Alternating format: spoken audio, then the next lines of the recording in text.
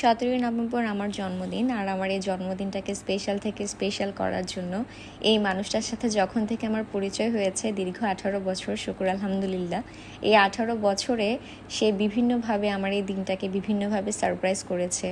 এতটা যুগ বছর পরেও বিন্দুমাত্র চেঞ্জ হয়নি তার ভালোবাসা, তার কেয়ার, তার সারপ্রাইজ গিফট।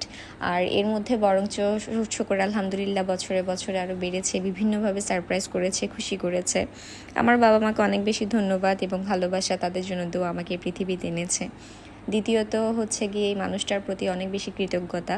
এই মানুষটাকে অনেক বেশি ভালোবাসি, কারণ সে আমাকে ভালোবাসতে কখনো একটু কমতি রাখে নাই। শুকর আলহামদুলিল্লাহ, আল্লাহর কাছে অনেক বেশি শুকরিয়া। আল্লাহ আমাকে এই সমস্ত কিছু দান করেছেন, এগুলোর জন্য হেফাজত করেন। সবাই মাশাআল্লাহ বলবেন। আর আমি যেন এই মানুষটাকে নিয়ে আমার বাকি জীবনটা এইভাবেই সুখে শান্তিতে কাটিয়ে দিতে পারি।